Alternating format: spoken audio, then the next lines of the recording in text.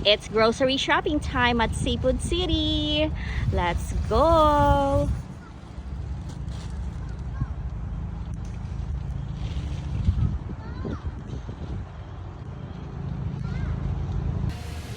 Welcome to my YouTube channel. Nandito ako ngayon sa Seafood City doing my grocery shopping. At napakaraming tao ngayon dito. Medyo busy kasi usually Friday, doon nag-grocery shopping ang mga tao talaga. So, samahan niyo ako mag-grocery shopping. Actually, nakapag-umpisa na nga ako eh. I just didn't have the time to do my video a while ago. So, ngayon, samahan niyo ako. Okay, so nandito tayo sa kanilang vegetable section. Vegetable and fruits section. Meron na akong mga napamili. Ayan. Ayan. So, it's about time to do grocery shopping. Medyo running low na sa ating mga stock.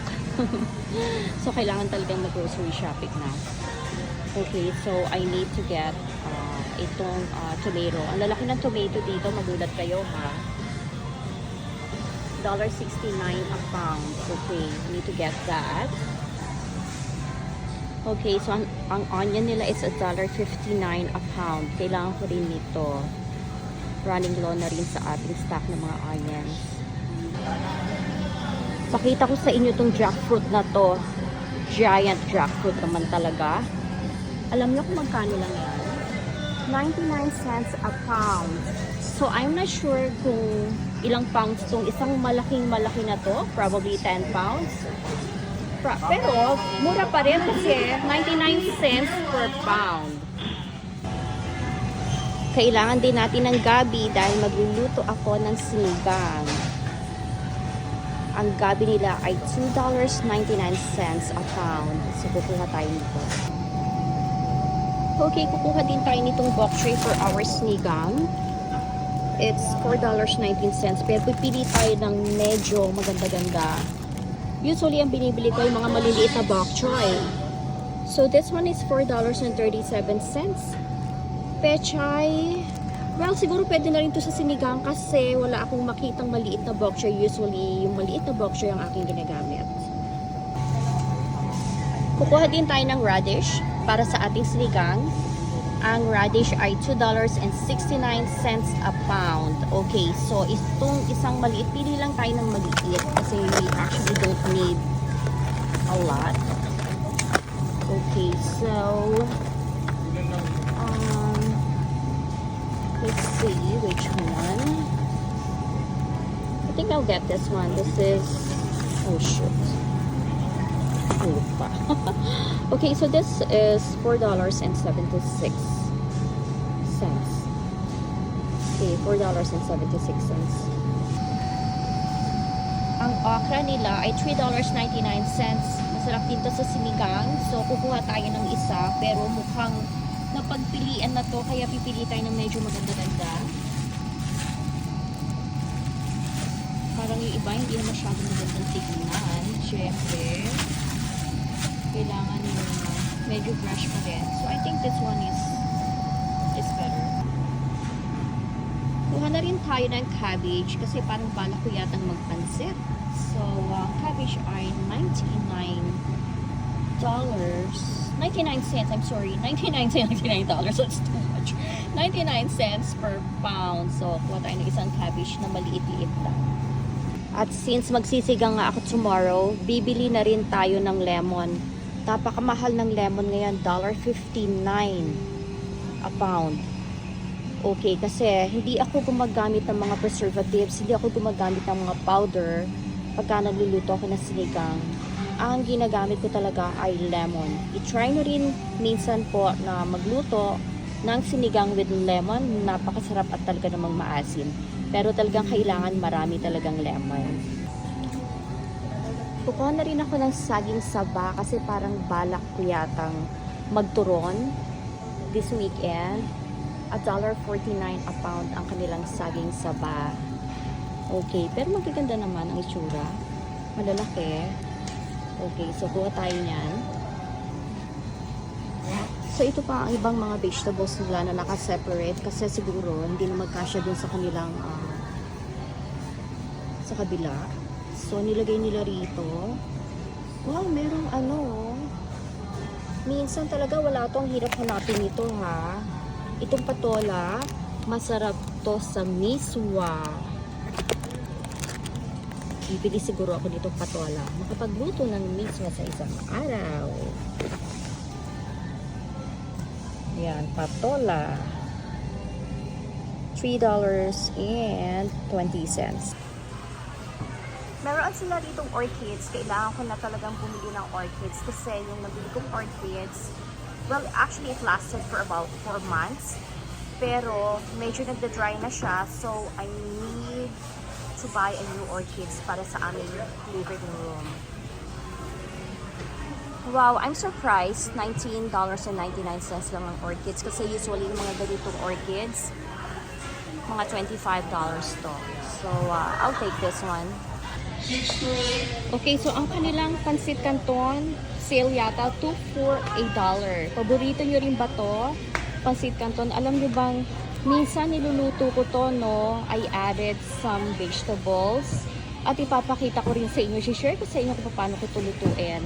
So, makakuha na nga nito. Itong chili mansi na to. Ito ang isa sa paborito namin na pansit canton.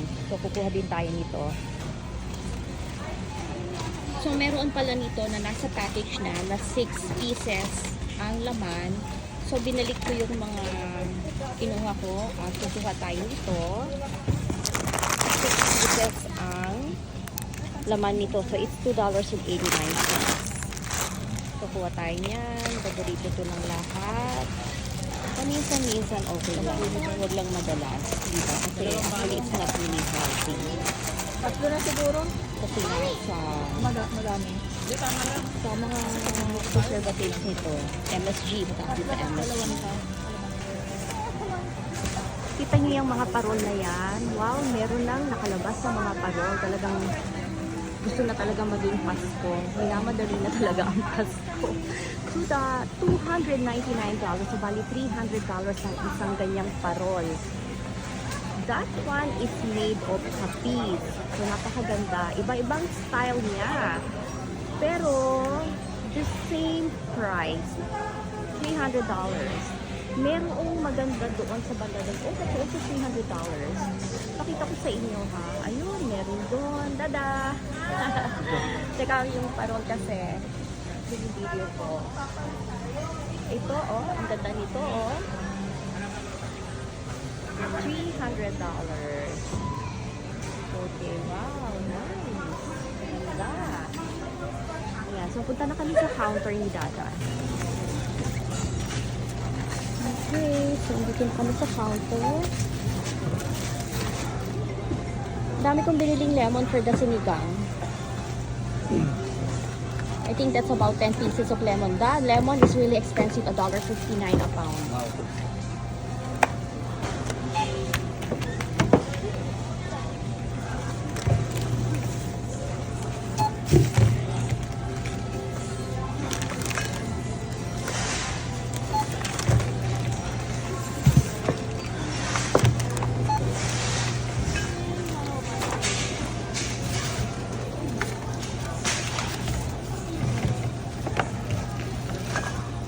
I bought saging saba.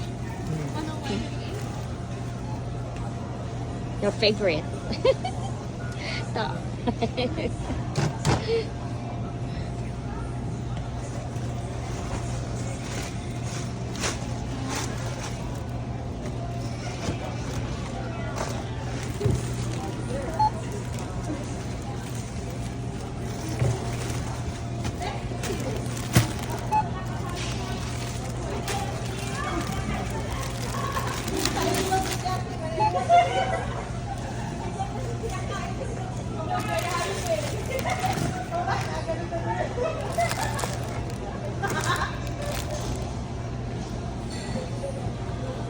Okay, ito usually yung binibili ko dito.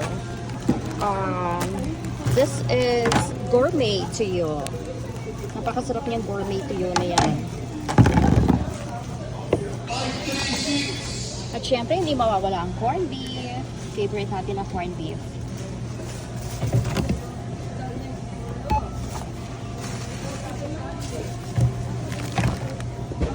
Ang aking shampoo and conditioner.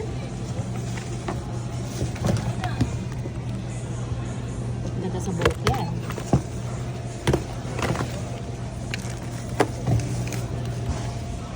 Ang likas papaya.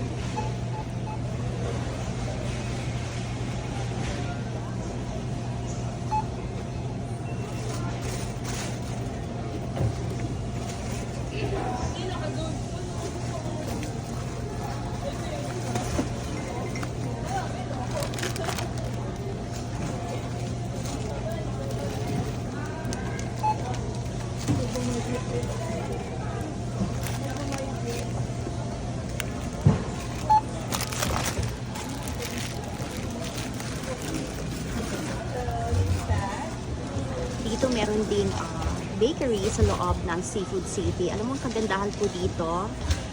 Kumpleto, meron salon, merong bakery, nandito din ang Red Ribbon, at kung tinatamad kayong magluto, nandyan ang City Grill. Ayan, nakita niyo yung mga lamesa na yan. Diyan minsan kumakain yung mga tao. Bumibili dyan sa City Grill, tapos kumakain na rin dyan. At meron din dito Jollibee sa loob dito. So, it's a one-stop shop ba? Nandito na lahat talaga.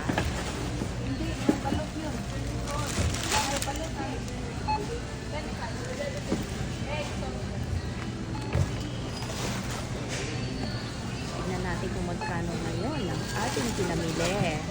Ayun ang aking orchids finally. Kabili na rin ang orchids. Kailangan na talagang palitan yung orchids namin sa bahay.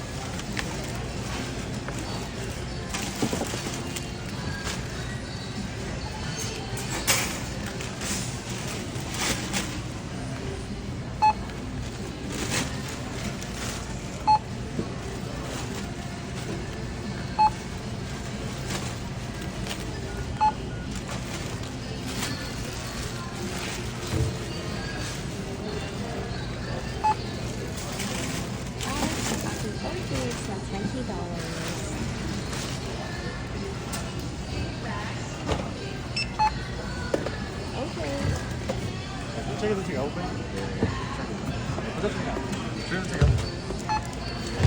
$269.35. Okay. Basic apa tayo? Open. Yasik. Nakakatuwa yung yung cashier, sabi niya, oh, because I'm wearing my Dior bag. Sabi niya, oh, is that a Dior bag? Sabi ko, yeah. Oh, it's one of my dreams, sabi niya.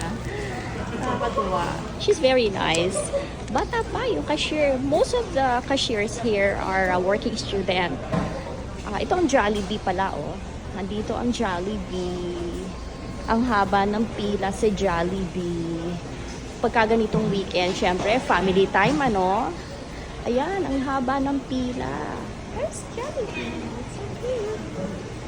Okay. So,